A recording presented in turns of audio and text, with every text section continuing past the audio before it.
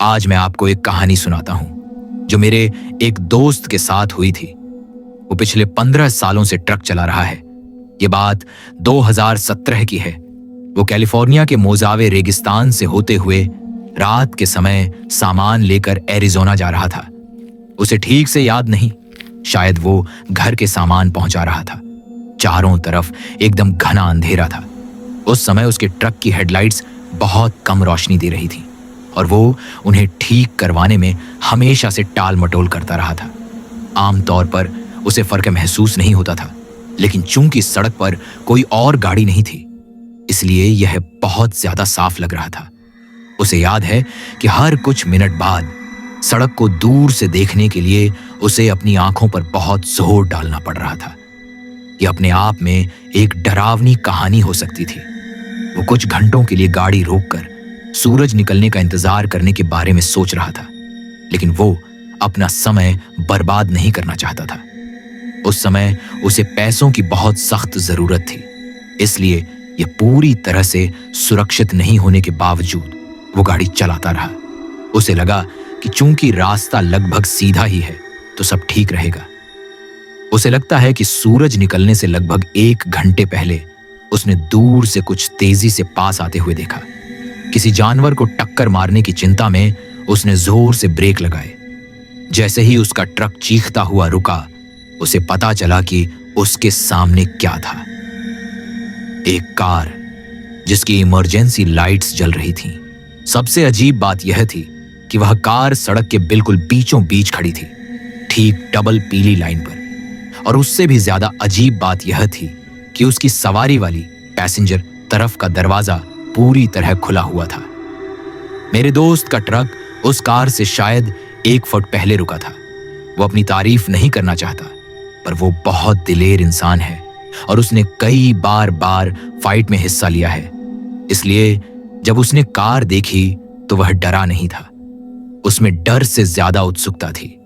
उसे लगा कि शायद किसी को मदद की जरूरत है, जैसे कार को स्टार्ट करने के लिए किसी और बैटरी की जंप स्टार्ट जरूरत हो।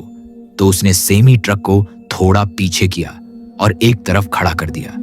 उसने कुछ इमरजेंसी फ्लेयर्स चलाने के बारे में सोचा, पर फिर उसने ऐसा नहीं किया क्योंकि उसे उस कार के अलावा सड़क पर कोई और गाड़ी नहीं दिखी थी। वो अपने ट्रक से उतरा और कार की तरफ बढ़ा। वह एक गर्म और शांत रात थी। उसे याद है कि वो सोच रहा था कि हवा बिल्कुल नहीं चल रही थी। ये कितना अजीब था। उस रात बहुत ज्यादा सन्नाटा था।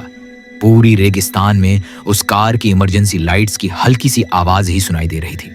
वह कार के और करीब गया।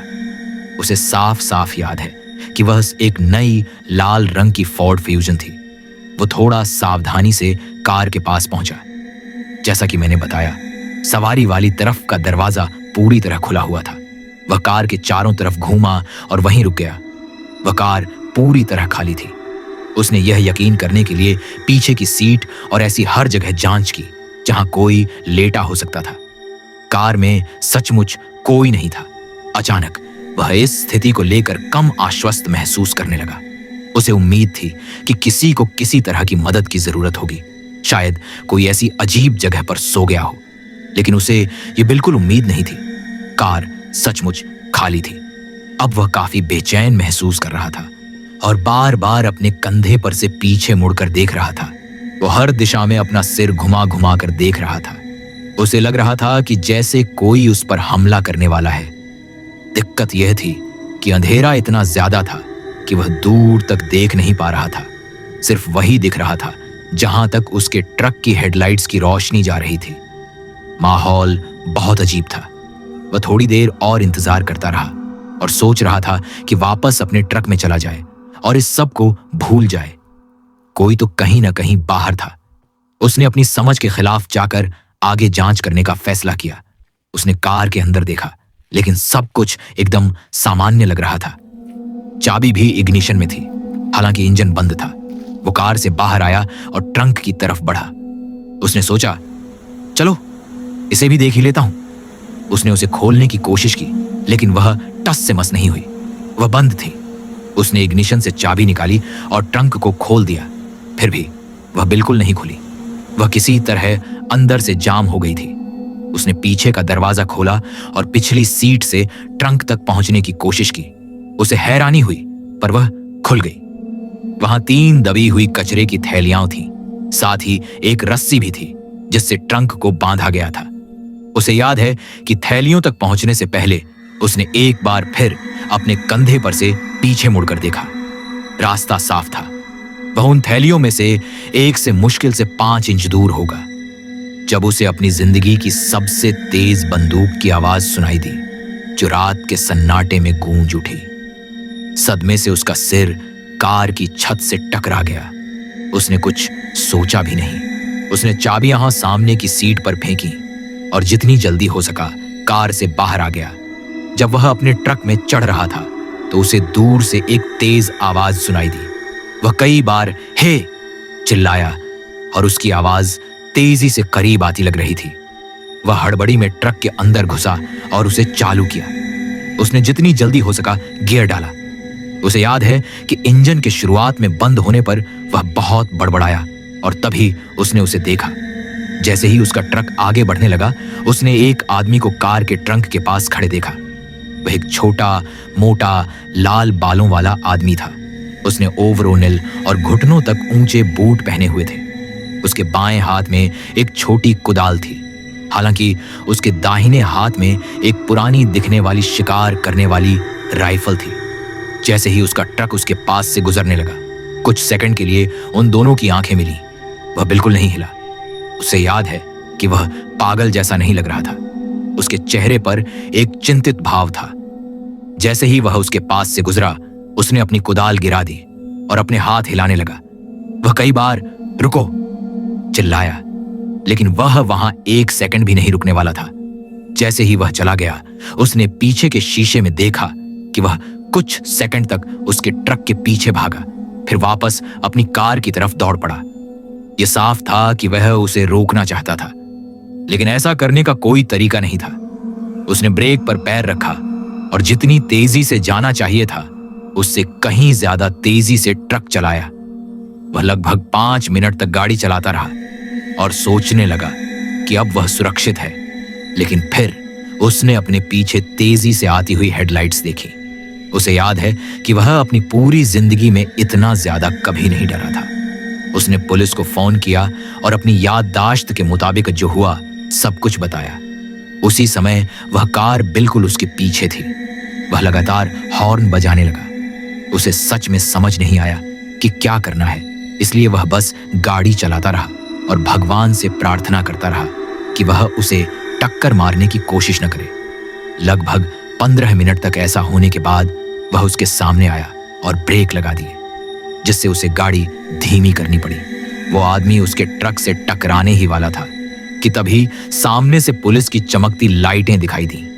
वह फोर्ड कार दाईं ओर मुड़ी और रेगिस्तान में तेजी से चली गई। आंखों से ओझल हो गई। उसने गाड़ी को एक तरफ रोका और ऑफिसर के आने का इंतजार करने लगा। उसने पूरी हड़बड़ी में उसे बताया कि क्या हुआ था, लेकिन उस बेकार पुलिस वाले ने उस आदमी का पीछा करने के बजाय उससे एक रिपोर्ट लेने का फैसला किया।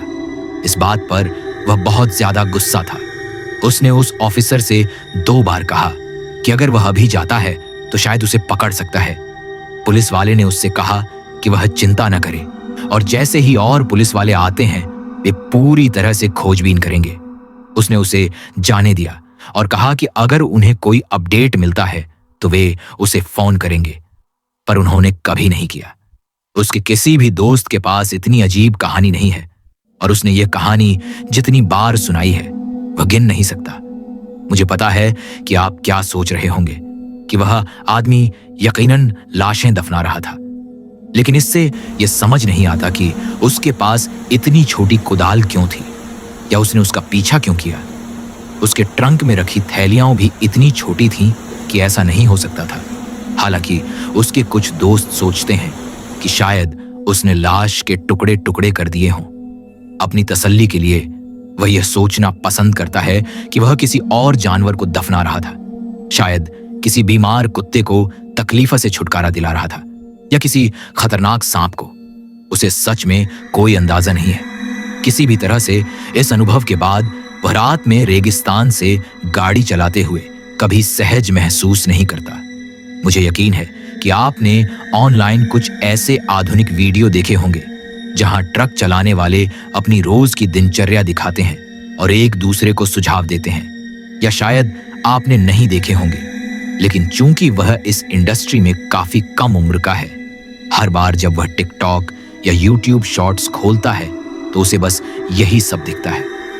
वह इस बारे में ज्यादा बात नहीं करेगा, लेकिन कुछ निजी कारणों से उसे एक बहुत ही नामी गिरामी यूनिवर्सिटी छोड़नी पड़ी थी और लोग हमेशा उसे बताते हैं कि वह एक ट्रक चलाने वाले से कहीं ज्यादा बन सकता था। लेकिन सच कहूं तो यह भी कोई बुरा काम नहीं है। अगर इस वीडियो का अगला पार्ट चाहिए तो कमेंट में यस लिख देना, तभी मैं इसका अगला पार्ट लाऊंगा। वरना अगली वीडियो तक अपना ख्याल रखना।